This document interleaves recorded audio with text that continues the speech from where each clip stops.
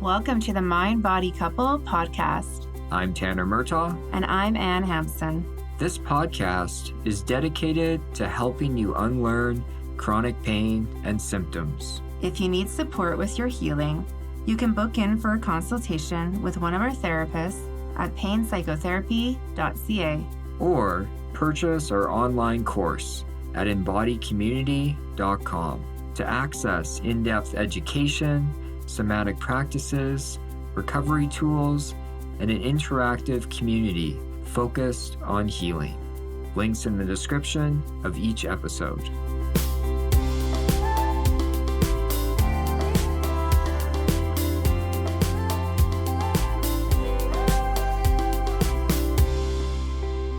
Hi, everybody. Welcome back.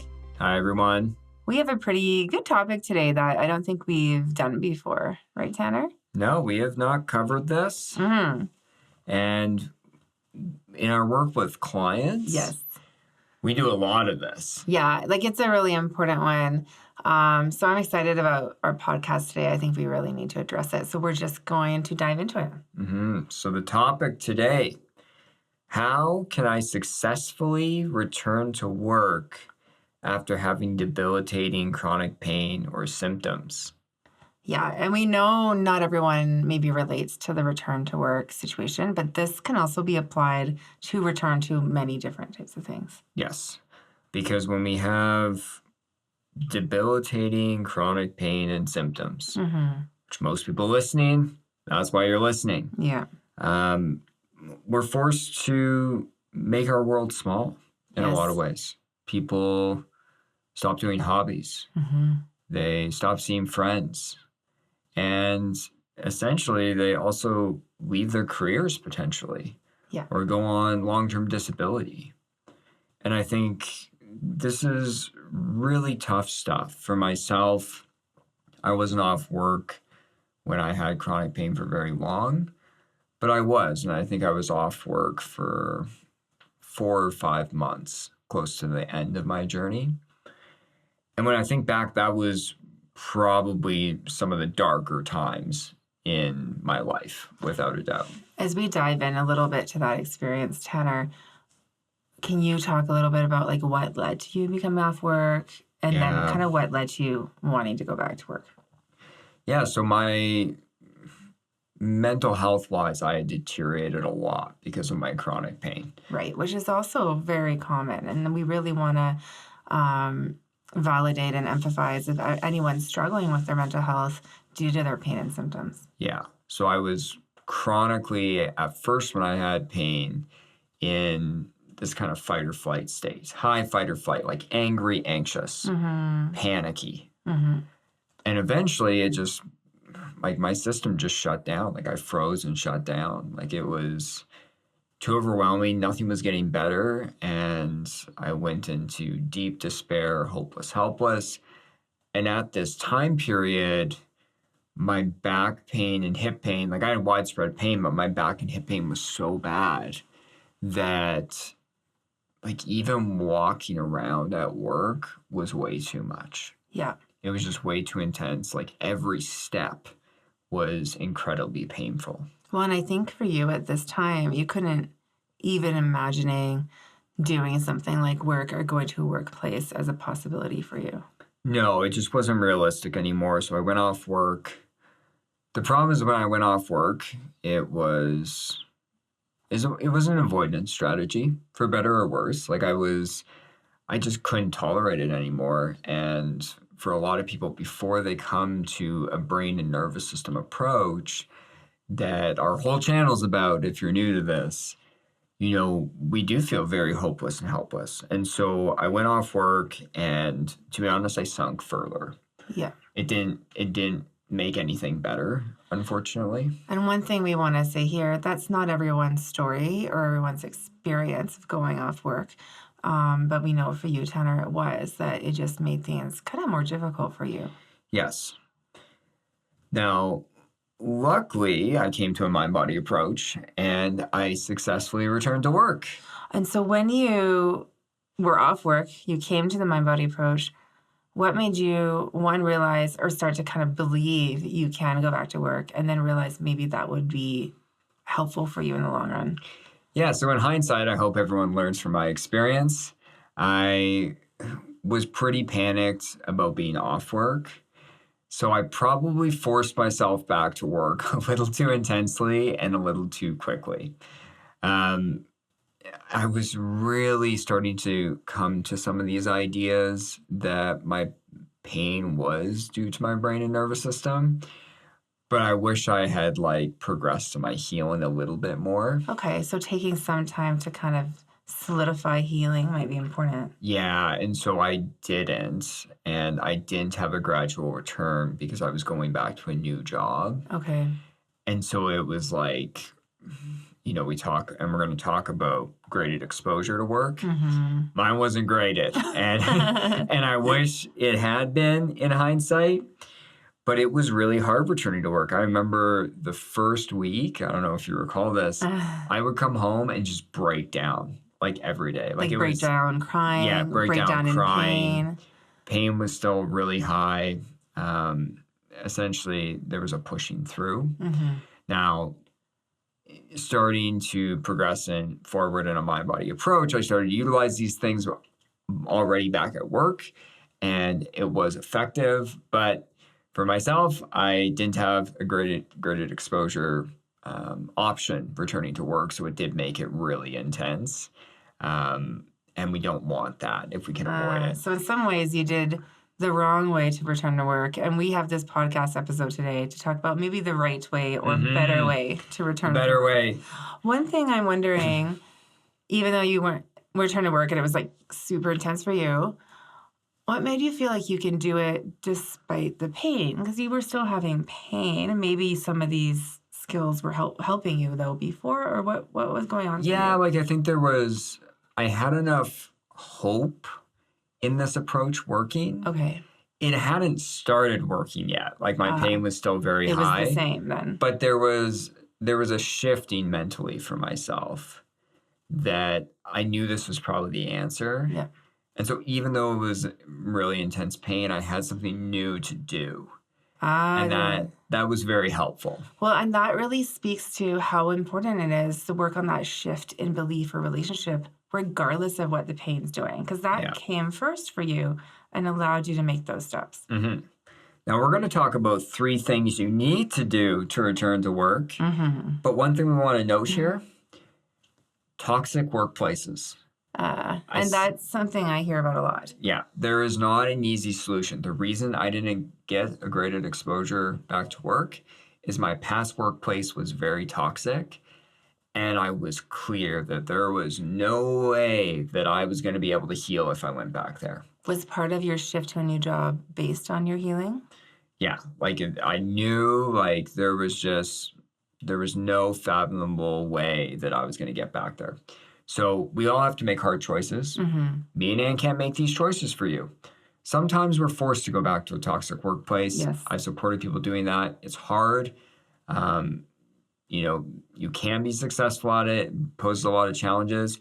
With what we're outlining here, we're kind of making the assumption you're returning to a place that isn't toxic. Mm. That's a whole podcast in and of itself if you're going back to a toxic workplace. Sure. But some of these things could still apply. It's just for best results.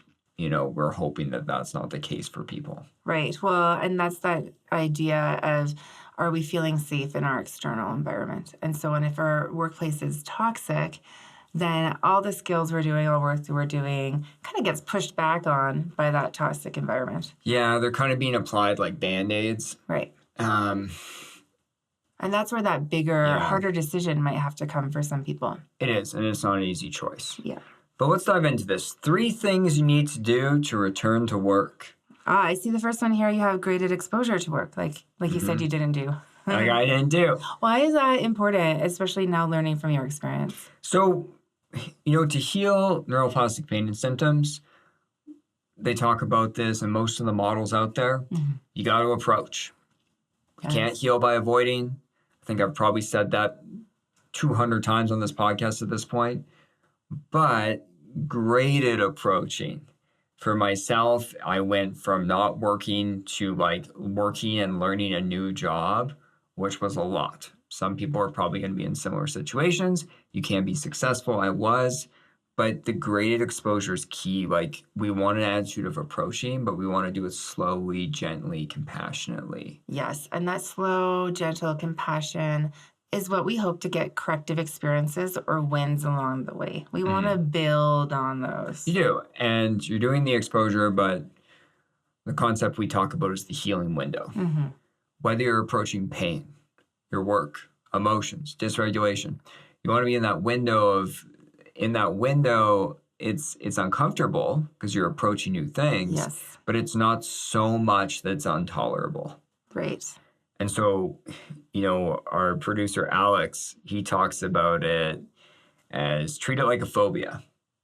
So I like that. it's a useful analogy. He wrote The this. work phobia, which is so believable, really, when you think about work. Many of us have a work phobia. Work phobia, especially on Monday. But I think returning to work is a bigger work phobia than 100%, Monday phobia. Yeah.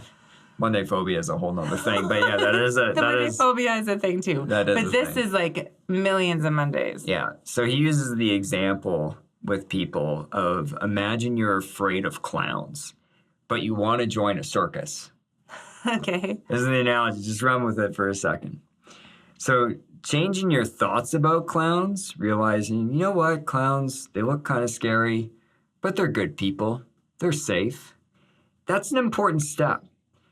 But in order to extinguish the phobia, you need exposure while getting healing wins. Like you need exposure behaviorally to clowns while starting to actually teach your nervous system, I'm safe around clowns. Okay, so one thing I'm wondering though is like we're kind of joking a little bit about the phobia. We have the clown analogy, which is fun, but this can be a very difficult piece for people. And so how can we even get to the point where we bring the light and easy and try to shift that relationship with this? Yeah. And so the secret here is you got to figure out your starting place for your exposure to work or activities.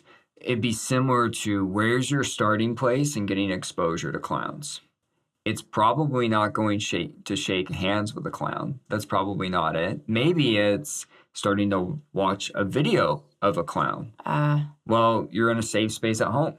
It's similar to work, and I've done this a lot with people where lots of people, especially if you're on disability, you get the option to have a graded exposure to work. Right. These plans aren't perfect. That's a whole other topic of a systemic issue, but where they go back, 4 hours twice a week at first and build your way up.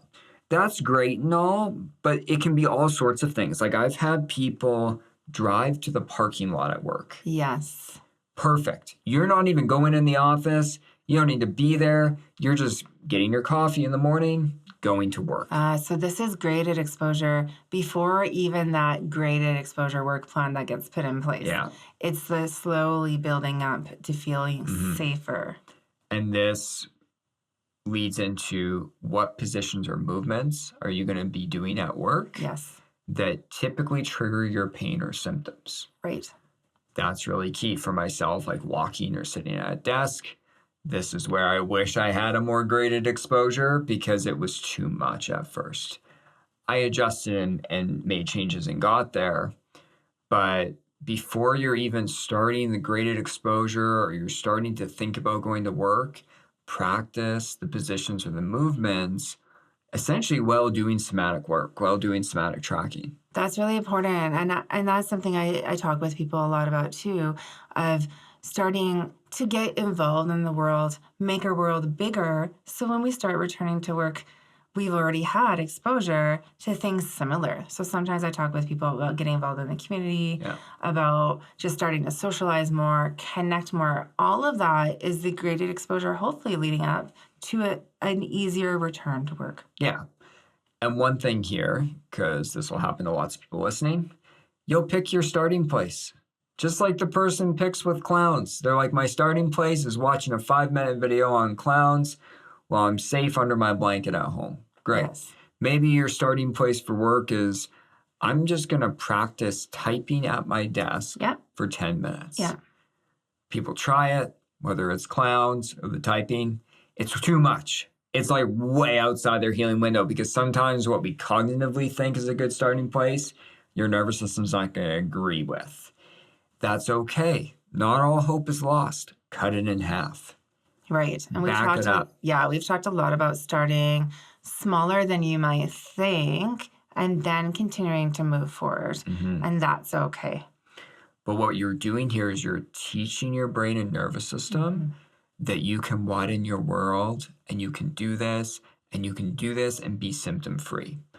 That's it. The avoidance has taught our nervous system, oh, all this stuff is scary and, my body is flawed in some way and that's why I'm avoiding it. Right. Now we're trying to reverse that cycle. Well, and a big conversation that I sometimes have with people is that, and not for everybody, but for a lot of people, they do end up doing the return to work and actually they realize it was a lot better or easier or more enjoyable than they thought. And it's that kind of being back into the world is almost what they needed for their pain and symptoms. Yes. I can't tell you the number of people that have done this process, widen their world, return to work, and their symptoms, of course, it's going to be bumpy at first. Yes. Don't panic if you're back at work your first week and it's bumpy. Like you have Tanner's experience of coming home in tears. Mine was really bumpy. Yes. I don't wish that upon people, but it is going to be bumpy because you're doing exposure and your brain's trying to figure things out.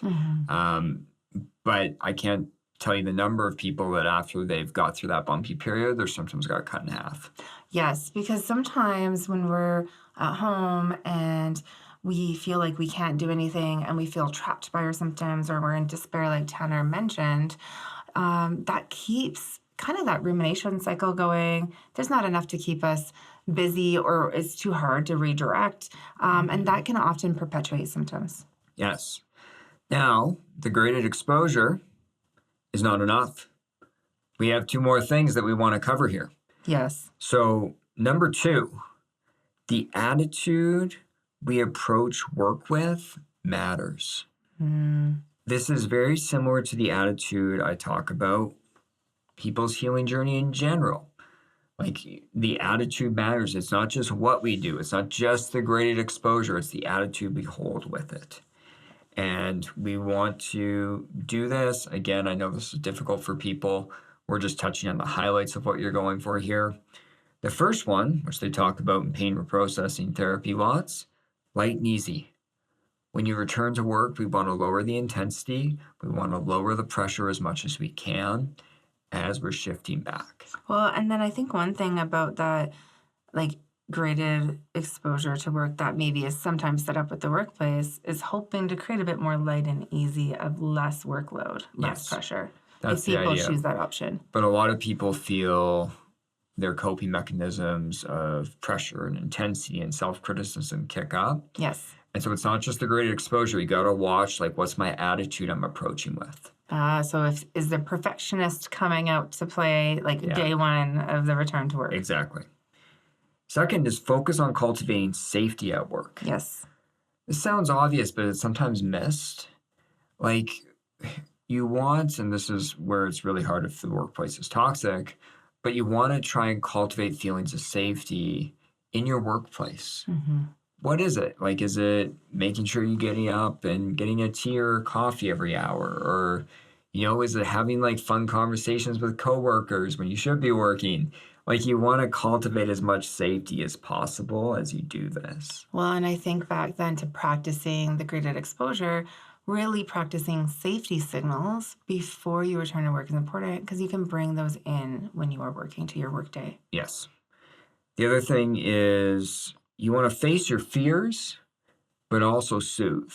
So compassion. Yeah. Like, I had a prof in university talked about this lots when he would explain models. He was like, it's the push but cuddle. You need both. He was like, you got to push, but then you got to cuddle.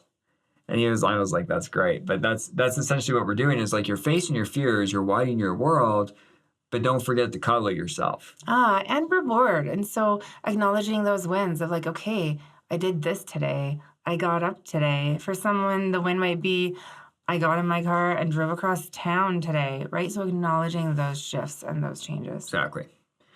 Next is slow it down. Like we said, people with neuroplastic pain, we can be an intense bunch. Tanner. Myself, Yeah. definitely in that group. Still struggles Still struggles, but with intensity. slowing it down as much as I can. When you start back at work, it's just slowing it down. Walk slow, talk slow. Do your work slow as much as you can. This is, again, something to practice maybe before as well. Mm-hmm. When you're typing and you're practicing at your desk. Typing. Slow typing. Maybe not that slow. Maybe not that slow, but don't get fired. Don't type that slow. Yeah. And, just view your symptoms as meaningful messages. Yeah. When symptoms come up and you're approaching new things, you're approaching your fears, you're getting back in the workplace, like, view them as messages. Like, really walk it back sometimes and be like, okay, why did my pain shoot up today when I was at work? What's telling me this? And some of it makes sense. There's going to be bumpiness. Yes. But you also want to figure out how to work in this way that works with your symptoms. Mm-hmm. Next, lean into passions and values. Why is that important? Well, I think what we're trying to prevent is people working in this fight or flight zone. Mm-hmm. You can be mobilized. You can have that sympathetic, mobilized energy without the fight or flight.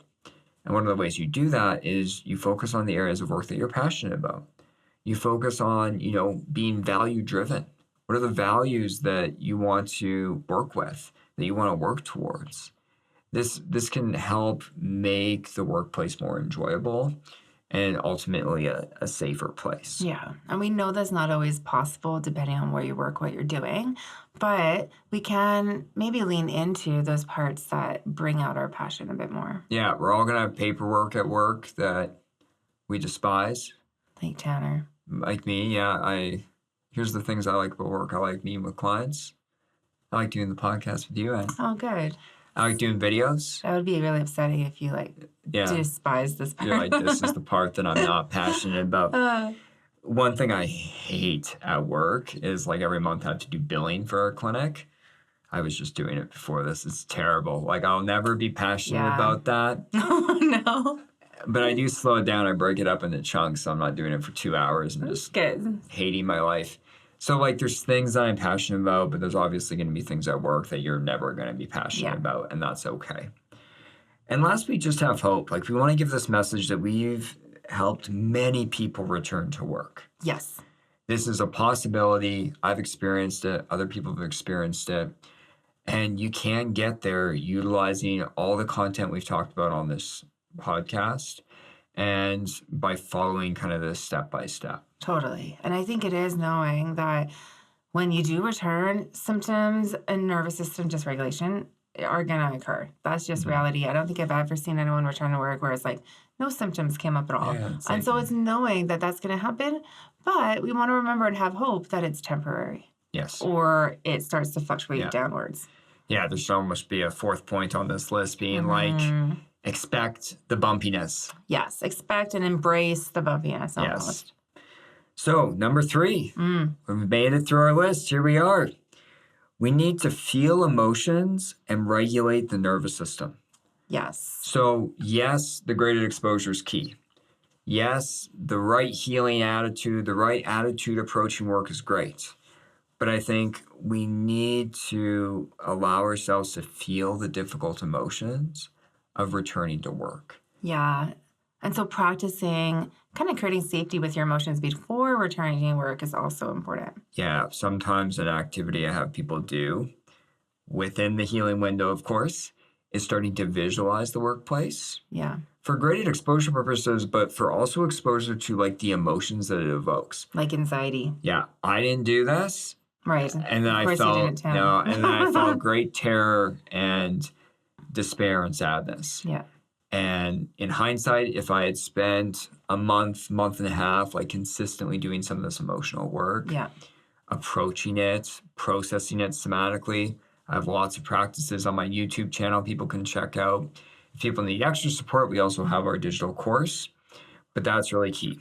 The other thing to keep in mind is you're probably going to need more nervous system regulation practices during the bumpiness as you approach. Yeah. And so sometimes it's like treat it almost like a little pain flare. What do you do when you have a pain flare?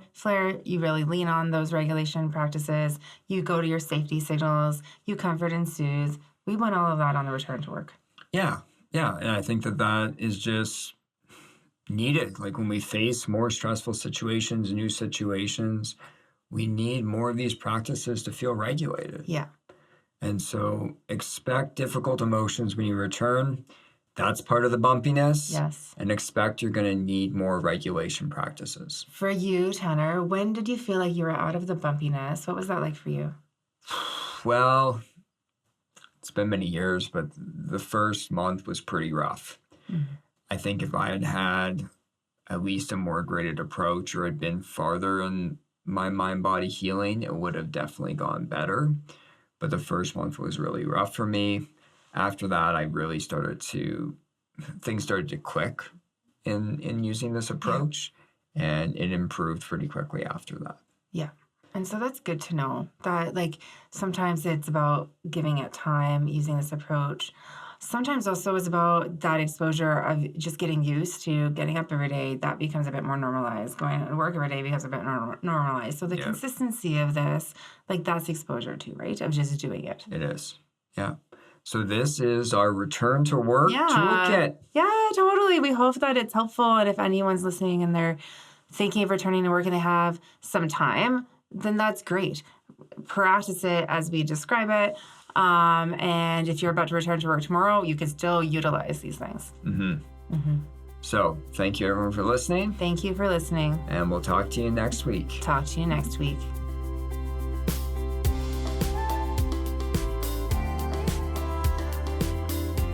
Thanks for listening. For more free content, check out the links for our YouTube channel, Instagram, and Facebook accounts in the episode description. We wish you all healing.